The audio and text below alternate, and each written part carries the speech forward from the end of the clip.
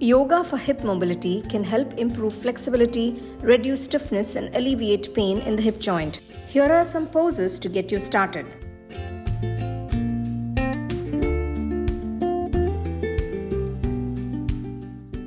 Bhujangasana.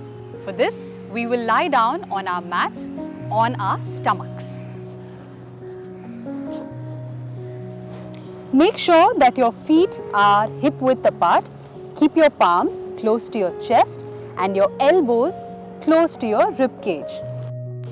Deep breath in and lifting our head up and chest up. Now if you can straighten your arms, you can come all the way up here.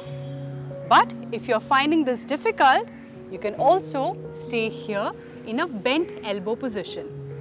Hold this posture for 3 counts. 1, 2 and 3. Exhale, go down. Let's do this 2 more times. Take a deep breath in. Lift your head up, chest up, come up. Make sure your shoulders are away from your ears. If you shrug your shoulders like this, it will cause a lot of strain and stiffness in the shoulder area. So make sure your shoulders are away from the ears. Hold this posture. Keep breathing deeply. 1, 2 and 3. Slowly exhale, go down. Let's repeat this one last time. Take a deep breath in.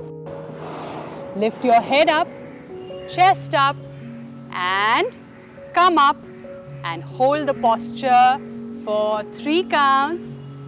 1, 2 and 3. Slowly bring your head down and chest down. Place your palms one on top of the other. Relax your head over your palms in Makarasana.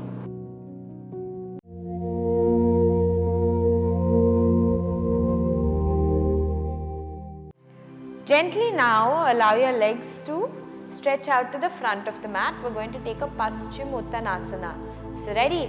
Inhale, hands go up to the seedling, spine is straight. Exhale, moving your palms forward. Now remember, no ego in the pose. If you're here, that's fine. You can hold your calves, you can hold your ankles, you can hold your toes or your heels, whatever is comfortable for you. Hold whatever is comfortable for you and then inhale, straighten the back. Exhale, forward fold. Bend at the elbows so that you can go a little bit deeper into the pose.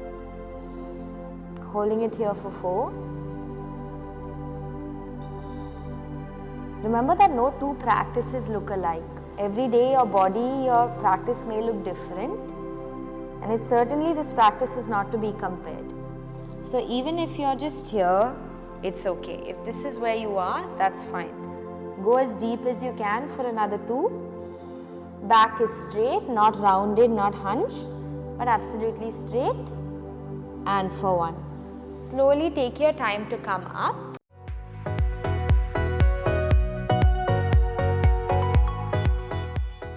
So let's bring the right foot forward to the front of the mat and the left foot to the back of the mat. On the left foot we're on the toes, which means the heels are off the ground, and on the front foot the knee is bent and the knee is directly above the ankle, which means it's ideally in a 90-degree hold. Hands go up and we want to sink into the floor as low as possible. Remember, back heels are still off the floor. So we're staying here for another 4. Remembering to breathe for 3. Go a little lower if possible for 2. Don't arch your back too much. Strengthen, engage the core. Last few breaths here and for 1. And coming into standing.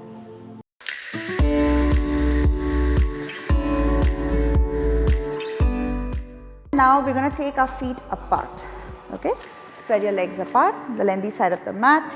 We're going to do what is called Trikonasana, triangle pose.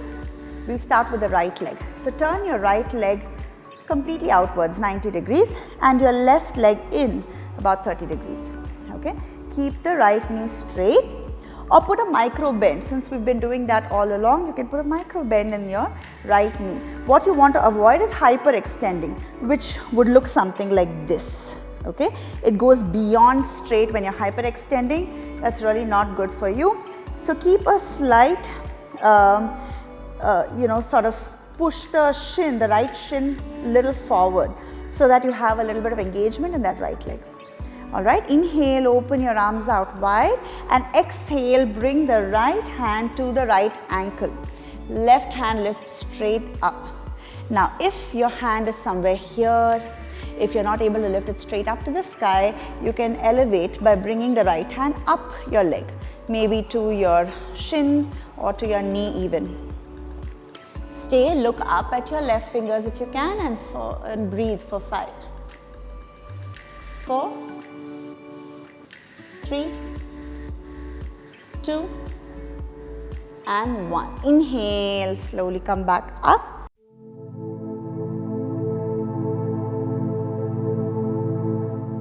This one is, you come up to a full squat position.